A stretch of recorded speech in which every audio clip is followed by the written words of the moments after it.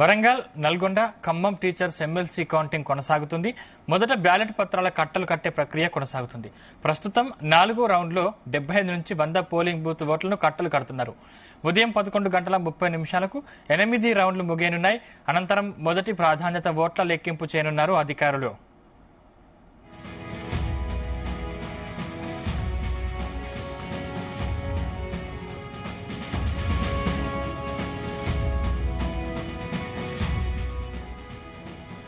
మరోవైపు కరీంనగర్ లో మొత్తం 35 టేబుల్ ఏర్పాటు చేశారు.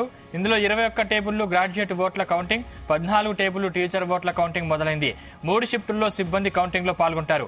ఇందుకోసం మొత్తం 800 మంది సిబ్బందిని వినియోగిస్తున్నారు. అటు నల్గొండలో మొత్తం 25 టేబుళ్లు ఏర్పాటు చేశారు. ఒక్కో టేబుల్ కు ఒక సూపర్వైజర్ తో పాటు 2 కౌంటింగ్ అసిస్టెంట్లు, ఒక మైక్రో అబ్జర్వర్ ఉండనున్నారు. కౌంటింగ్ కోసం మొత్తం 30 మంది సూపర్వైజర్లు, 60 మంది కౌంటింగ్ అసిస్టెంట్లు, 30 మంది మైక్రో అబ్జర్వర్లను నియమించారు. ఇక మరోవైపు 250 మంది సిబ్బందిని స్ట్రాంగ్ రూమ్ల నుంచి బ్యాలెట్ బాక్సులను తీసుకురావడానికి నియమించారు.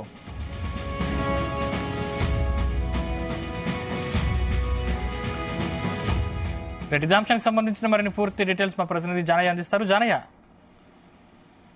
సందీప్, వరంగల్, ఖమ్మం, నల్గొండ ఉపాధ్యాయ ఎమ్మెల్సీ ఎన్నికల కౌంటింగ్ ప్రక్రియ అయితే ప్రారంభమైంది. ఉదయం 8 గంటలకు ఈ కౌంటింగ్ ప్రక్రియకు సంబంధించి ఏదైతే నల్గొండ పట్టణ సమీపంలో ఉన్నటువంటి ఆర్జాల బావి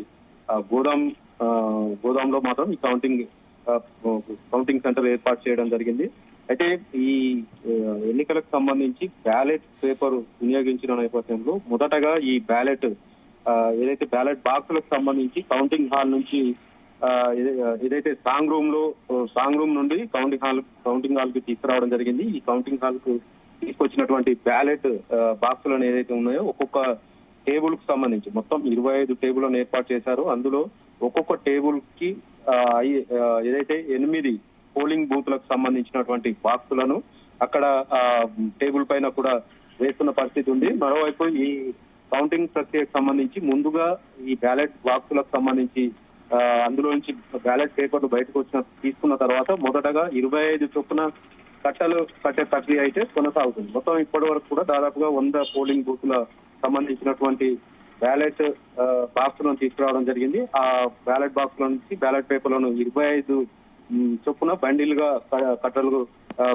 కట్టే ప్రక్రియ అయితే కొనసాగుతుంది. దీనికి సంబంధించి ఒక్కొక్క టేబుల్ కు 5గురిని నియమించడం జరిగింది. ఆ 5గురు కూడా ఈ ఏదైతే బ్యాలెట్ పేపర్లను మొదటగా అన్ని అయితే కట్టున్న పరిస్థితి ఉంది. అయితే ఈ ప్రక్రియ బ్యాలెట్ పేపర్లు కట్టలు కట్టే ప్రక్రియ మరో 1-2 గంటల సమయం పట్టే అవకాశం ఉంది.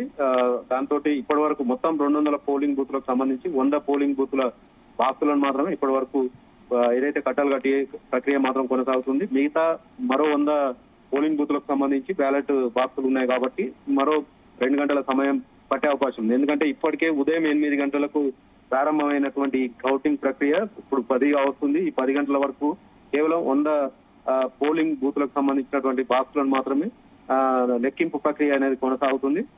దీనికి సంబంధించి మొదటగా ఈ 25 చొప్పున కట్టలు కట్టినటువంటి ఆ బ్యాలెట్ పేపర్లు అన్ని కూడా ఒక డ్రమ్ములను ఏర్పాటు చేశారు. ఆ డ్రమ్ములో వేసిన తర్వాత మిక్స్ చేసిన తర్వాత మళ్ళీ ఒక్కొక్క టేబుల్ కి 900 చొప్పున కూడా ఈ మళ్ళీ కట్టలను కౌంటింగ్ కోసం వేయనున్నారు. అప్పుడు ఆ బ్యాలెట్ పేపర్లను ఇందులో చెల్లుబాటైన బ్యాలెట్ పేపర్ ని ఎవరికైతే మొదటి ప్రాధాన్యత ఓటు వేశారో ఆ అభ్యర్థి బాక్సులో వేస్తారు. ఒకవేళ చెల్లని ఓటు ఉంటే మాత్రం చెల్లని ఓట్లకు సంబంధించి ప్రక్రియ అనేది అక్కడ పక్కకు దానికి సంబంధించిన బాక్సులు వేస్తారు. ఆ తర్వాత మొత్తం ఈ చెల్లని ఓట్లను మొదటగా లెక్కింపు చేసిన తర్వాత అప్పుడు మొత్తం ఎన్ని ఓట్లు చెల్లుబాటు అనేది కౌంటింగ్ సంబంధించి లెక్కింపు చేసిన తర్వాత అందులో గెలుపు కోసం 50% కంటే ఒక ఓటు ఎక్కువగా నిర్ణయించడం జరుగుతుంది. ఆ నిర్ణయించిన తర్వాతనే ఎవరైతే అభ్యర్థులకు సంబంధించినటువంటి వారి బాక్సుల్లో ఉన్నాయో ఆయా టేబుల్లో వద్ద ఉన్నటువంటి ఆ టేబుల్లో ఉన్నటువంటి బాక్సుల్లో వేసినటువంటి వాటిని కూడా మళ్ళీ 25 చొప్పున కూడా మళ్ళీ కట్టలు కట్టిన తర్వాత అప్పుడు కౌంటింగ్ ప్రక్రియ మొదటి ప్రాధాన్యత ఓటు ఎవరికి ఎక్కువ వచ్చిందని ఎవరికి ఎన్ని వచ్చాయనేది కూడా లెక్కింపు చేపట్టడం జరుగుతుంది. ఆ తర్వాతనే ఎవరైతే అతి తక్కువ ఓట్లు సాధించిన వారు ఉంటారో వారిని ఎలిమినేషన్ చేస్తారు. అదే ఎందుకంటే ఈ మొదటి ప్రాధాన్యత ఓట్లు లెక్కింపులో ఎవరైతే గెలుపొందడానికి కావాల్సినటువంటి ఓట్లు రాని పక్షంలో ఈ ఎలిమినేషన్ ప్రక్రియ ఉంటుంది. అప్పుడు రెండో ప్రాధాన్యత ఓటుని లెక్కిస్తారు. కాబట్టి ఈ రెండో ప్రాధాన్యత ఓటుకు సంబంధించి లెక్కింపు చేసేటప్పుడు అతి తక్కువ ఓట్లు ఎవరైతే అభ్యర్థికి వస్తాయో అతన్ని ఎలిమినేట్ చేసి అతనికి వచ్చినటువంటి అక్కడ అతన్ని ఉన్నటువంటి ఏదైతే రెండో ప్రాధాన్యత ఓటు ఉంటుందో ఆ రెండో ప్రాధాన్యత ఓటుకు సంబంధించి అప్పుడు లెక్కింపు చేపట్టడం జరుగుతుంది. ఆ లెక్కింపు తర్వాతనే గెలుపొందిన అభ్యర్థి విషయం పైన కూడా క్లారిటీ వచ్చే అవకాశం. మొత్తానికైతే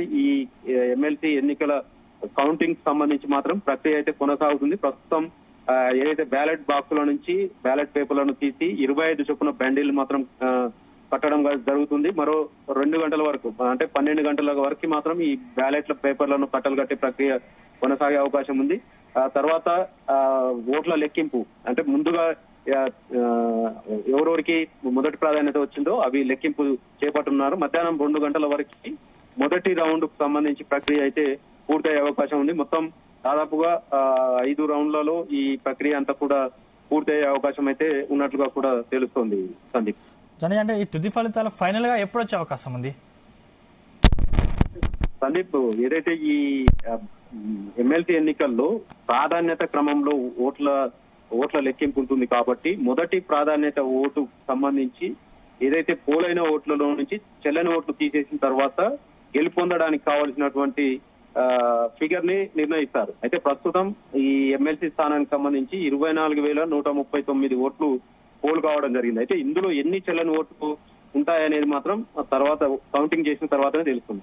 అయితే ఒకవేళ మొదటి ప్రాధాన్యత ఓటు గాక వీళ్ళకు 50% కంటే ఎక్కువ ఒక ఓటు ఎక్కువ రాని పక్షంలో ఎలిమినేషన్ ప్రక్రియ ద్వారా రెండో ప్రాధాన్యత ఓటును లెక్కిస్తారు. కాబట్టి ఈ ప్రక్రియ అంతా కొనసాగాలంటే దాదాపుగా అర్ధరాత్రి వరకు కొనసాగే అవకాశం ఉంటుంది. ఎందుకంటే కేవలం 24,000 ఓట్ల పోలింగ్ మాత్రమే జరగడంతో దీన్ని ఈ రోజు నైట్ వరకు ఈ ఫలితానికి మాత్రం సంబంధించి ఈ రోజు రాత్రి వరకు తేలే అవకాశం. ఒకవేళ మొదటి ప్రాధాన్యత ఓటుగా 50% కంటే ఒక ఓటు ఎక్కువ వచ్చిన అభ్యర్థులు ఉంటే మాత్రం మొదటి ప్రాధాన్యత ఓటుకు సంబంధించి గెలుపొందారని కూడా ప్రకటించే అవకాశం ఉంది. ఒకవేళ మొదటి ప్రాధాన్యత వచ్చే అవకాశం ఉంటే మాత్రం సాయంత్రం గానీ రాత్రి 7-8 గంటల వరకు కూడా ఈ ప్రక్రియ అయితే పూర్తయ్యే అవకాశం కనబడుతుంది.